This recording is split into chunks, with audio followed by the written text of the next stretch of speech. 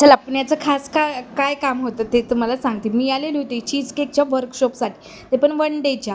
आणि हे वर्कशॉपनं मी ऑनलाईनच यांचं पेज बघितलं होतं मॅडमचं. आणि मला पेजवरूनच यांचे चीज केकचे एवढे छान डिटेलिंग सांगणं वगैरे, यांची बॅच मला खूप जास्त आवडली.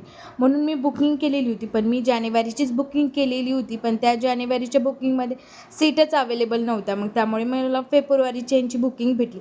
मेन म्हणजे मला लवकरच भेटली. मला वाटलं मॅडमची मला क्लासेस करायला टाईम म्हणजे भेटेल का नाही, पण मला टाईम भेटला. आणि म्हणून मग मी माझी कन्फर्म झाली की आम्ही लगेच निघालात बॅचसाठी. आणि तिथे गेल्यानंतर मला यांचे चीज केकचे एवढे जास्त आवडले आणि मॅडमने एवढं सुंदरपैकी आम्हाला शिकवलं, सगळ्या गोष्टी डिटेलिंगमध्ये वगैरे शिकवल्या. आणि मेन म्हणजे आम्हाला 24 प्रकारचे चीज केकचे फ्लेवर्स, सगळ्या गोष्टी. आणि खरं सांगायचं म्हटलं का, मी कधीच चीज केक टेस्ट काय पाहिलासुद्धा नव्हता. कारण की आपल्या परळीमध्ये तुम्हाला माहीत असेल चीज केकचं फक्त नाव आपण रील्समध्ये वगैरे ऐकलं आहे, किंवा आपण रिअलमध्ये चीज केक कसा असतो आणि त्याची टेस्ट कशी असते ही तुम्ही बघितलीच नसेल.